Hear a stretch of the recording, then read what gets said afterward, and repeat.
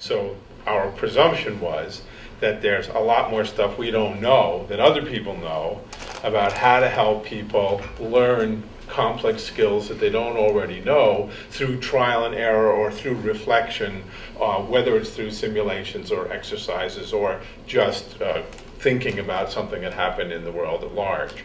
And so one headline, one banner that we're working under here is, what do we know about how people learn complex skills so we can teach them those skills more efficiently, or we can teach them to learn from their own experience those kinds of skills more efficiently. So we're looking for ways of finding intersections between those kinds of aspirations in terms of improving pedagogy.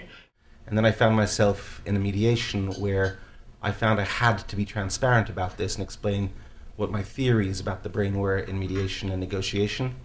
And I had to start explaining it to the parties. But what I discovered is that explaining it to the parties helped tremendously for my work afterwards. Because once the parties had a cognitive understanding of the impact on process, on their negotiations and dispute resolution process, it opened up a whole new world of possibilities to everybody. And we could discuss process in a lot more substance than just the substantive issues. Because I believe that, as David Plant used to say, who recently passed away, unfortunately, we got to look at the process as part of the problem. And that's the key issue for me, and that's what neurobiology brings. If we think of our traditional mode of dispute resolution, we're always focused on that part of the iceberg. And we think that facts work. And so one of the issues we have as lawyers when we like both arbitration and mediation, which is still my case, you've got to understand the benefits and the burdens of both. But many lawyers will say to me, Jeremy, the system works. But then even looking at the neurobiology, I started realizing the system does not work, even when we think we have facts. So we have this legal syllogism, facts plus law equals outcome. But here is a fact. If I could ask you, let's assume this is an arbitral tribunal. We're in a country where if this woman is spinning clockwise, she's sentenced to death because she's a witch. And if she's turning anti-clockwise, she goes free because she's a saint. Clockwise too. So we got 2 against 1 in this panel. If they applied the law rigidly, she would go to death. Now, does anybody see her only going anti-clockwise? Please raise your hands. We have 3 people. If they'd be the arbitral tribunal, they would see her going anti-clockwise. They would send her free and say she's a saint. What are we noticing already? We have a fact, but our perceptions are different in real time. This is a wonderful example because there's no bias, there's no preference here. We're talking about heuristics and patterns of prediction in your interpretation of facts that you're not aware of because your brain is trying to save oxygen and glucose. And what does this teach us? This teaches us the first number 1 rule in anything we do as decision, as human beings.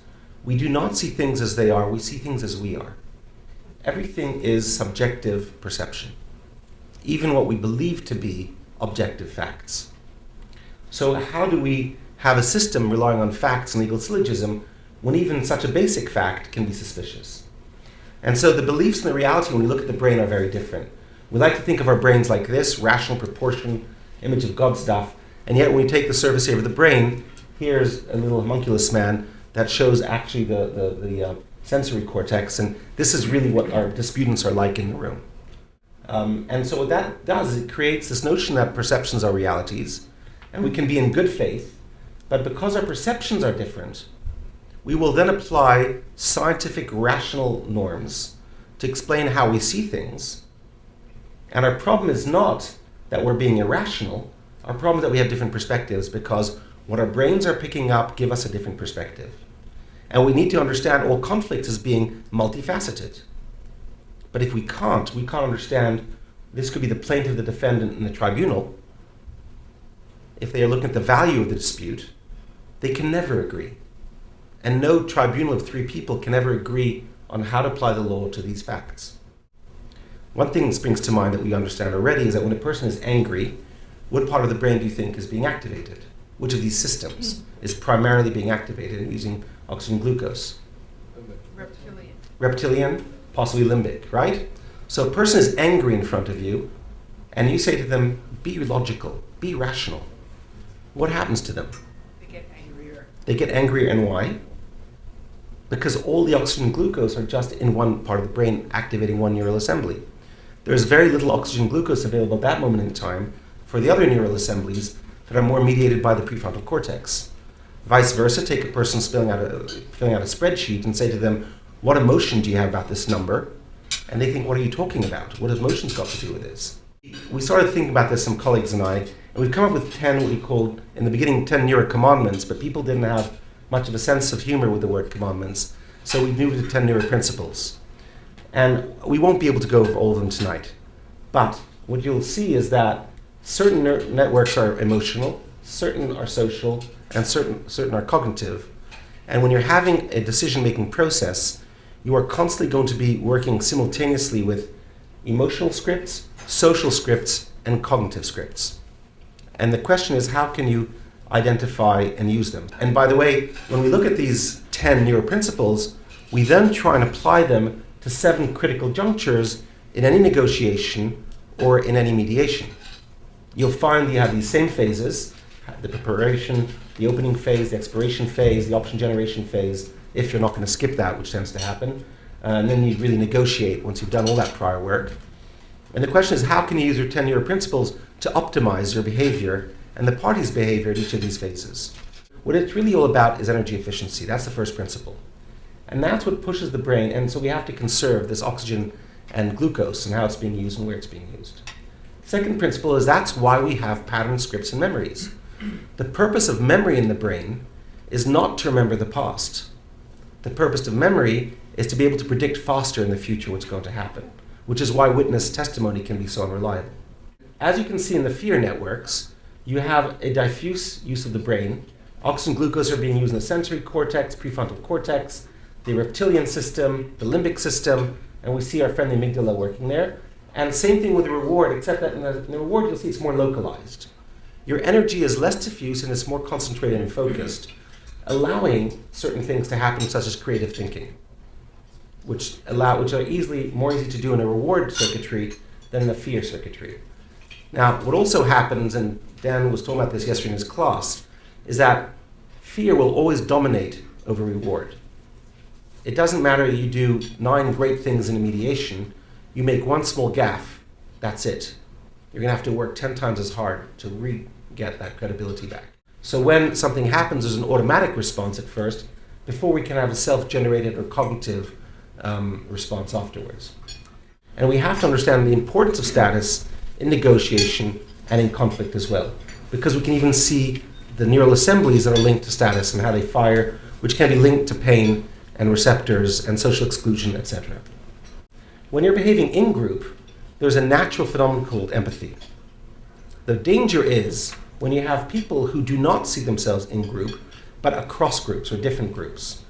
And that drives almost an inability to empathize. Take the Nazis and the Jews. Very difficult for Nazis to empathize with Jews. Or take Rwanda. These are cockroaches. These are not human beings.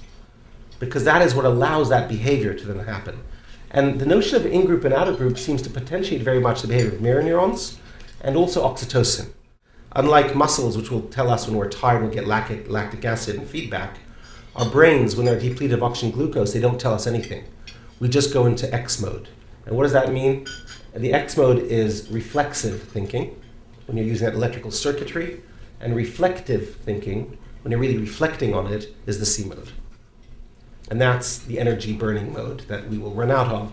So we will very quickly find that we're doing most of our, what we think, high order cognitive thinking when it's beyond 10 o'clock at night and we haven't had a break in any fresh sunlight and food. All of our work will be done in X mode when we need to be working in C mode. One word and how it's formulated is going to drive and change the behavior, which explains the importance that we all know as mediators, negotiators, of reformulating, but we don't know how and which way to reformulate. So reformulating with a view to rewards or safe terminology is going to have a different impact than reformulating in a positional context. So if we think about mediation normally, people say mediation is a facilitated negotiation. Well, neurobiologically, there's a lot of stuff missing in that definition of what mediation is. Because mediation is also a social process that has to take into account emotions. If you try and ignore emotions in mediation, as we all know, you do so at your peril. The question is how to take them into account and how to use them. And also, how much are we thinking about it as a social process? What are the social dynamics of who's going to come? What social and in-group scripts will be triggered by the process itself and how you prime and prepare the people for coming into the process. And we have to define the process as part of the problem. If we have a positional negotiation, what we know is that it will be a ZOPA, there'll be some competitive behavior, some anchoring coming in, but their 10 neuroprinciples will be activated very differently, leading to different forms of social behavior. Fear and out-of-group neural assemblies will be activated. That's what's going to partly lead to anchoring, reactive devaluation. How can you avoid this sort of social behavior? There is an interest-based dispute resolution, the theory is, a different way of activating the 10 neuroprinciples with different engagements, and by helping both sides to beat their badness in negotiations, what you can do is have a reward and in-group neural script activated, which will change the behavior. We can get people to think much more about how they'll think, how they'll prepare, how they'll study, and how they will encode. Because the important thing, especially for students, is how will they keep a long-term memory of what you're doing? How will they get the information in when you're teaching it and encode it? And that's the question of how memories are created in part. How are they going to keep it in and retain it? And which neural assemblies and how they're going to retain it is very important in terms of thinking of the pedagogy, because we should be thinking about that as well. And ultimately, how can we help them to have an X system that knows how to look for interests instinctively and not just at positions, which is what law schools tend to do. We tend to create professional X systems, which are about position seeking and understanding positions and not perspective taking and looking at things by interest. So what could we do, could you do as teachers, pedagogues, to help students and negotiators have different reflexes, being more aware of themselves and being more aware of the parties in the educational process? And we could do things with fear. We could think, there are many brain correlates based on how you learn. Is it semantic? It will affect how fast you learn, how fast you lose it. And there are many things to think about in the training process. And the other thing is maybe using mnemonics more. Little key words help to remember things. So we're using COPES, for example, as an acronym to teach this process, which is to get cognitive outcomes. It's a combination of process, emotions, and social dynamics. And we study emotion, the nature of emotion, the effects of emotion on a number of different phenomena. But more recently, I would say what we study is the brain basis of the mind. So how is the brain creating mental states, and how can you deconstruct those mental states? So people tried to find the physical basis of anger, of sadness, of fear, of beliefs, of memory, and so on, using the tools that they had available to them at the time. And they pretty much failed. And this led scientists to take an approach called functionalism, which is, rather than trying to characterize a mental state itself, you just try to measure its causes and its consequences. Then you don't have to worry about the mental state itself. So if you can measure what causes someone to feel angry and you can measure the effects of anger, you don't actually have to measure anger itself. And from this, it was a very short jump to the nefarious stage of behaviorism, which is, I say it's nefarious because, for psychology, they think of this as the dark ages of psychological research, where really the mind disappeared altogether as a topic. Behaviorism launched decades of very careful research that traced the neurobiology of specific actions, like freezing in the face of a threat, fleeing in the face of a threat, fighting, startle, and oftentimes, at the level of individual neurons. So this is, really beautiful work. But scientists became dissatisfied with behaviorism as a paradigm because it ignores a very basic fact of human life, and that is every person in this room has a mind. Every waking moment of our lives, we have, our mind moves from one mental state to another. And in the 1960s, the cognitive revolution in psychology reinstated the mind as a topic of scientific inquiry. And the cognitive revolution gave birth to the field of cognitive neuroscience and brain imaging, which peers into the minds of awake, experiencing humans and tries to measure their brain activity. But it was faculty psychology all over again, just with shiny new toys. So what I want to do is I just want to take you through a set of evidence to show you that our deepest held beliefs in Western views in Western cultural views that upon which the law is based, and a lot of our interactions proceed, is this distinction that perceptions occur. You are detecting things in the world. Cognitions are that these things in the world then trigger emotions, which then you can regulate after the fact. And in order to show you that the brain data don't really necessarily aren't really consistent with this view, I'm going to walk you through some evidence about the nature of emotion. So the nature of emotion is a really good example of faculty psychology, because the assumption is that there are 6 or 7 emotions that are biologically basic. Each has its own biological core, usually some swath of brain tissue. So the idea is that an emotion is triggered in this tissue, and then it's revealed by universal facial expression that, barring illness, can be perceived by every living human on the planet, regardless of age, regardless of culture, regardless of language. This idea is the standard part of psychology curriculum that virtually appears in every introductory psychology textbook.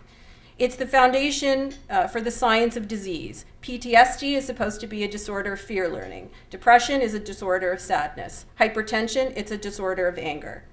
So we've actually studied this question in our lab, and we think that this view is mistaken. And now I'm going to try to convince you of that, and try to show you that I think there's an alternative view which helps us really understand how brain responses create mental life, how they cause you to have certain actions, and really set the framework for understanding social cognition and the way that we interact with people. So the original assumption was that an emotion, that was in the literature, was that an emotion could be localized to a topographic brain location. That is, that fear could be localized to one region, that anger could be localized to another region, that sadness could be localized to another region. So we did what's called a meta-analysis. We looked at hundreds of studies, brain imaging studies, to see whether or not the amygdala actually shows an increase in activation when people are experiencing fear. And in fact, they do. So this is the proportion of experiments that report increases in amygdala response during fear. Here are the proportions for all the other emotions that were studied. So there's actually a consistent increase in amygdala response to every emotion, including happiness. In fact, the size of the amygdala and its strength of connectivity accounts for 42% of the variance in social network size and complexity. So in psychology land, that is a big amount of variance. So that means that we can predict a lot about someone's social networks, their ability to form social bonds and maintain those social bonds, just by looking at the structure of this little brain region. Just to solidify the point that I'm trying to make, that the amygdala is not a brain region that's dedicated to fear. It's not a brain region that's dedicated to emotion even. This is a Wordle image depicting the mental functions that have been attributed to the amygdala across thousands of published articles that report increase in amygdala response during neuroimaging. You get increases in amygdala activation during cognitive functioning, during positive emotion, during face perception, during attention, shifts in attention, during decision making, and so on and so forth. Another so-called emotional brain region, it's a paralimbic region called the Anterior Insula. It's supposed to be associated, people believe for many years, with the emotion of disgust. And if you squint really hard, you can see disgust. But actually, the insula is considered to be one of these really hot spots in the human brain. It's always active, all the time, across every kind of task you could possibly think of. And that's because if you look anatomically, the anterior insula is receiving input from the body, sensory input from the body, and using it to inform the rest of the brain on how to behave. And actually, people believe that it provides the feeling tone, that feeling of pleasantness or unpleasantness that you have with all mental states, not just emotion. So the bottom line here is that an emotion like anger, sadness, or so on can't really be localized to a brain region. And that may sound like a trivial thing to say now, but actually 5 years ago, even 3 years ago, this was really not, even 2 years ago, this was really not known. Now it's pretty much an accepted fact, I would say. So if emotions can't be localized to brain regions, what is the brain basis of emotion? The belief that emotions can be localized somewhere in the brain is very, very strong. So if not to brain regions, then maybe to different networks.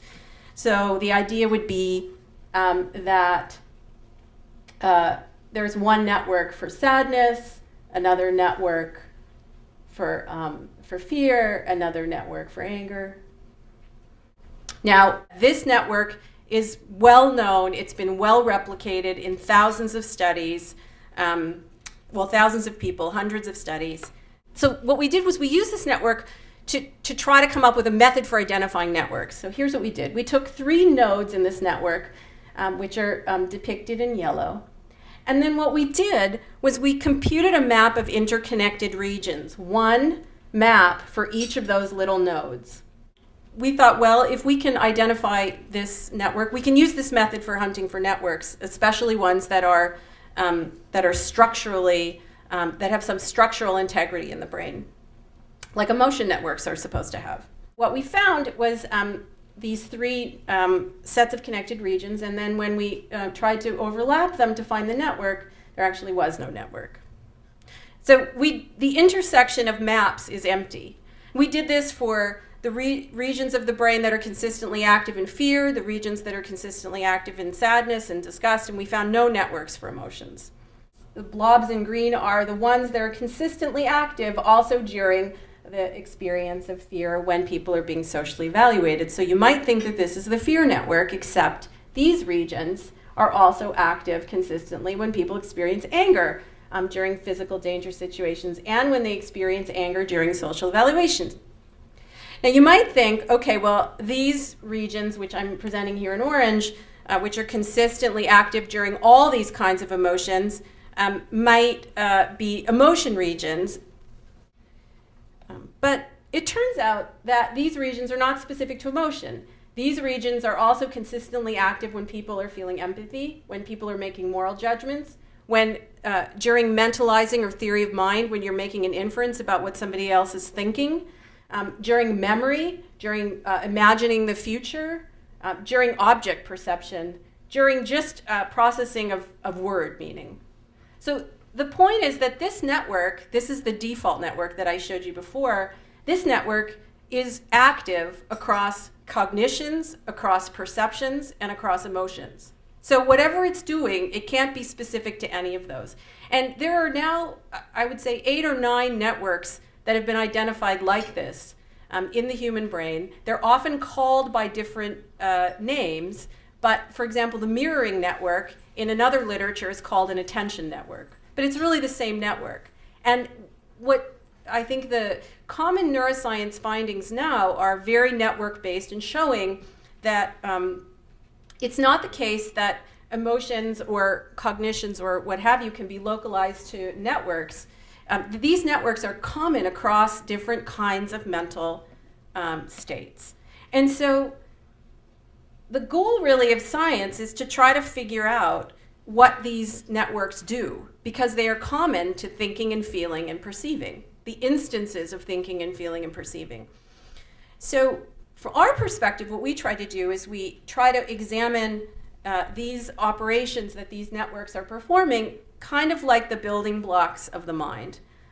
And our working hypothesis is that these brain networks are performing basic psychological functions that you see in all kinds of mental states, and that thinking and feeling and perceiving are different.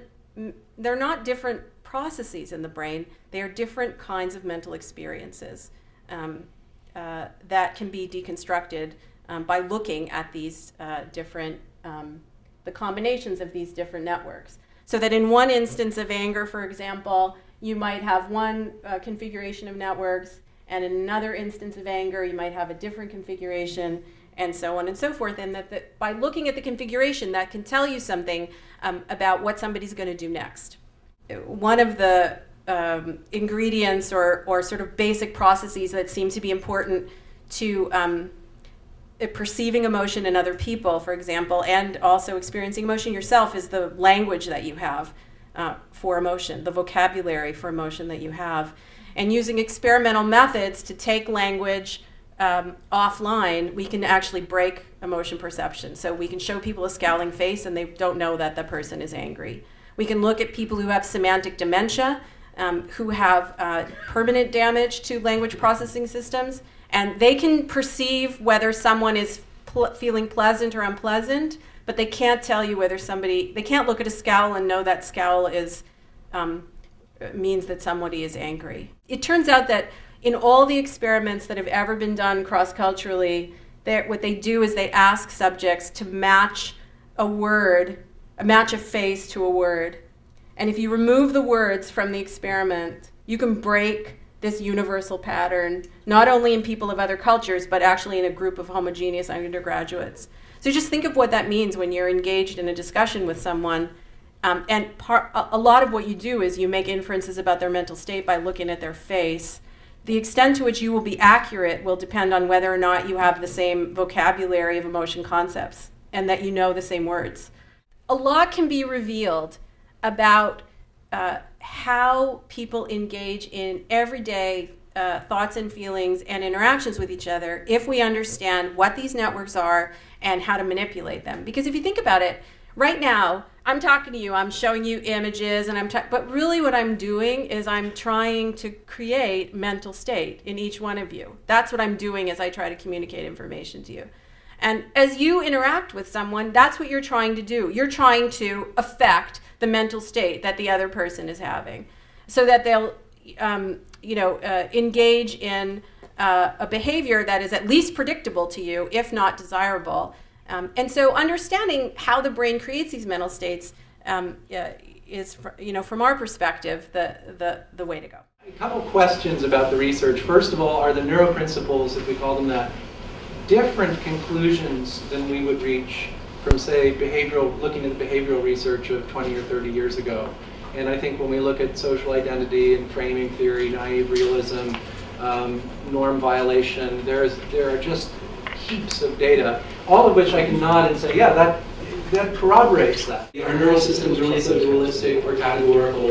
And I think the answer seems to be no. And so to the extent that some of us, when we teach, I think, tend to frame negotiation as a process in which you can be animalistic, amygdala-driven, irrational, and we want you to overcome that and be rational and use this joint problem-solving approach. I find that worrisome, and I think about people who might emotionally be inclined to be problem solvers and people who might be very cognitive and also extremely rigid. So that's just a question too, is do we take it in that direction? I think by implication, one of the really striking findings from neuroimagery is that there seems to be a huge dissociation between what people tell us they're thinking or feeling and what sometimes is actually happening as a basis for decision or judgment. And so I worry a little bit, and I put this as another question, should we be asking people what their interests are? Should we be asking people to tell us something that directly, or should we, for example, put forward multiple hypothetical packages and teach people to do that as a way of finding out what's really of interest? You know, like the broker, the real estate broker who takes you first to see 30 houses even though you've already decided what you want, because they know that you might actually respond in a very different way when you walk into the house than what you had made as a list. Similar question about whether we ask people to estimate matnas and atnas and so forth, or whether we teach them to think about scenarios and responding to them. I wonder if we should be advising people in nearly every important negotiation not to go to the table alone. I think one of the striking findings, particularly in work that's being done in dual scanners now, is that brains share cognitive resources and manage neurological ones together. And we all know intuitively, if you're going to a difficult meeting, you'd rather have somebody that you like with you. And now we're seeing a lot of evidence for that in the brain. So I wonder if we should teach people that. I do believe strongly that people operate in social systems. Larry and I wrote a book about what happens to people who go out into the world after we teach them stuff, and they have a really hard time doing it. So I wonder what we need to do to think about how to equip them to do it, because they're in social situations. our field, to the extent that we have a narrative that says that negotiation became a field in the 1980s and came out of decision analysis and game theory and law and diplomacy, emotion was sidelined for a very long time. And people thought about emotional and social stuff as being tough to measure and kind of soft stuff, and let's separate the people from the problem. I think there's a huge embrace, intuitively, of the idea that, hey, emotion is real and can be measured and it matters and it's in the brain. And I think you just have to be careful about, for those of us who think emotional and social stuff matters, we have to be careful about rushing too headlong into that embrace, because on the one hand, it's great to see the soft stuff being taken more seriously. On the other hand, just as Jeremy says in his paper, we want to be, everybody's rushing pell-mell to kind of say, this is in the brain, now it's more important. So as I was thinking about this evening, I was thinking about Steve Jobs and the commencement speech when he talked about the importance of staying hungry and staying foolish. And the idea that it came to me about that is that he was giving the pride of place to emotions that we usually want to quell rather rapidly, and instead suggesting that being able to hold and metabolize difficult emotions might well sponsor innovation and be a part of creativity. And how that would map onto neurobiology, I think, would be an important question for us to take up at some point. But as I was also listening to both presentations, I was thinking about how important framing really is. Because as a clinician, spending time with a lot of clinicians, so much of what we've heard about today is sort of our bread and butter. The idea that we have mental states, that we're trying to influence others' mental states, that we can use our emotions and make sense of them under conditions of uncertainty. But when we talk about them in a scientific context, that is, when we start talking about the science of reflection, the science of emotion, it allows us to have a different kind of conversation here that's more like the ones I have down the street. And so that frame of science allows us to begin to talk about these squishy subjects or these therapeutic subjects, but it renders it permissible and discussable. So I think framing is very important in that way. Just it kind of is an analog to what mediators and neutrals do when they're able to frame something, and the solution that, if it came from one of the other parties, might not be acceptable, is now something with this new framing that can be, in fact, taken up. And so I started thinking about what does it mean when we try to change our minds, both in negotiation, mediation, or when we're trying to change the minds of students.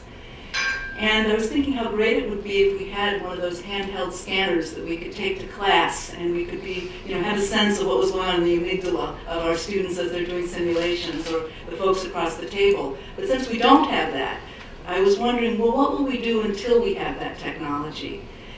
And we've been talking a lot in this context about how to use video and other kinds of readily accessible technologies to try to get some aspect of that hit the pause button and reflect and review. And I think that might be another option. It's not going to be as good as the scanner, but it gives us at least some chance to invite people in to take a look at their behavior in social interactions that can be replayed again and again, and possibly rated not just by the individual, but by other people in that interaction or those that are onlookers. So we ultimately decided to title the book Beyond Reason, Using Emotions as You Negotiate. But we had a lot of conversation about that, precisely in line with the kinds of research you're raising. Are we really going beyond reason to talk about emotion? Or is reason and the rational elements a part of those emotional networks? And I very much subscribe to what you were talking about. What can neuroscience offer for those of us who teach negotiation? And as I was reflecting on the question, I realized you already gave us a trick question by framing the question in a way that almost forces you to say, of course, neuroscience can and does offer some good ideas around how to negotiate. And I'm not convinced. And I want to be convinced. I have a strong interest in neuroscience. But from my perspective, my belief, at least at this point in time, is that neuroscience is the new religion of science. As I read some literature on neuroscience, it's fascinating. But I also wonder, so what? Not from a brain perspective, but from a practical negotiation perspective. Great. Empathy is important. We now know the part of the brain where it's important. So what? What is the purpose of that information? And I think there is a useful purpose at the end of the day. And in a sense, it's in line with what you do with your clients. If neuroscience is now the new religion of science, it is a very powerful form of persuasion. It's one, if one goes in and consults with a business, it's one thing to say, look, the Bible tells you, be empathic. And half the people are going to go, yeah, that sounds good. But if you suddenly say, well, there's a lot of strong neuroscience coming out of the Barrett Laboratory and elsewhere that demonstrates with solid, hardcore evidence the power of empathy. Now you have these corporate executives nodding and going, oh, yeah, this is very important stuff. Well, that's the good side of the religion of science. To me, the danger is just the opposite, that you have the pseudoscience. You have those who have some understanding of neuroscience, but not the depths of the rigorous academic. And the very half-baked metaphor I could come up with is a car. Negotiation is sort of like a coordinated behavioral interaction. Driving a car is somewhat of a coordinated behavioral interaction with the car. I do not need to know everything about the engine, about the function, about the structure of the car in order to be a good driver. It's the same with negotiation. I don't think I need to know everything about the functionality and the structure of the brain in order to be a good negotiator. I want to know, how do I be empathic? How do I listen to the other side? How can I deal with the tensions of negotiation and so on? It suddenly becomes important, my argument goes at this moment, it becomes important when my car starts to break down. It's at that moment that I want to go, wait a minute, it's too bad I didn't study well in that course on driving. I don't know how to fix this car.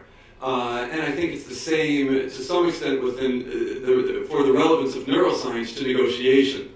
Arguably, it might be that it's more useful to focus on psychopathology, and understanding the psychopathology, the breakdown of the car, than it is the positive interaction. There is actually no principled way that you can distinguish biologically between a physical symptom and a negative emotion. Right? Pain, for example, and negative affect are at the level of the brain very similar. Now, you might think, well, that's just a problem with neuroimaging, or there's a more basic fact, and that more basic fact is that you are always receiving input from your body. Sometimes, and that gives you a feeling tone of feeling pleasant or unpleasant. Sometimes you experience that as a physical symptom. Sometimes you experience that as an emotion. Many times you experience that as a perception of the world. I can manipulate someone's physical state, and I can get them to see another person as trustworthy or not. I can manipulate their physical state, and I can get them to see another person as likable or not, as attractive or not, as competent or not. I'm not manipulating anything other than their physical state when I do this, and I'm doing it without their awareness. But that is something I think we actually didn't really know. We didn't really understand the extent to which we make judgments of the world based on our own feeling states. I think that is a novel thing that we didn't know. It's at all levels, and that's just taking the social behavior in terms of the room, the food, the preparations. But even when you get to an impasse, how are you going to formulate things? Are you going to ask people for a position paper as opposed to an interest-based paper? Are you going to ask people for an opening statement or how they'd like to open a conversation? All of these things are going to prime, when you start to think about it at that level, completely different social and behavioral scripts, especially when you've got lawyers in the room who have a sense of what a professional response to that request is. And so the more we understand this, the more we do have an impact. So going back to your question, Neil, I don't think neurobiology is teaching us anything new. I think it's all there, because we can make completely different interventions when we have a cognitive understanding of the scripts and patterns that are there. And I'm not talking about changing people's pathologies, but we are doing a certain form of hypnotherapy in mediation. It depends on your definition of hypnotherapy. But the idea that you allow people to use their mental patterns to re-perceive things differently. And when you understand the difference between empathy and perspective taking, and understand the different neural assemblies that are required for both, you'll actually realize that empathy can sometimes be detrimental to reaching a deal, whereas perspective taking always tends to help. It's a whole lot easier to teach people about that than how you develop that level of maturity. And I suppose any advance that we make in that direction, whether it's with young students or older students, is to the good. But we're talking about very hard stuff. And negotiation is relational fundamentally. We're constantly redefining who we are against some or with someone else. That's serious business. And so what I hear in your talk tonight, in the science that's developing, is something like the dawn of weather prediction. That's it's a right. massively complex system, and it's not a system about which we can know nothing, but it's a system about which enormous amounts of data need to be gathered and analyzed in order to make any usable predictions. And that fills me with, I guess it goes back to the point about behaviorism, which is there's certain things that we've learned over the centuries that have a behavioral aspect, and I wonder how long it will take before we can divin them, so to speak, from the scientific data that you're measuring in your laboratory.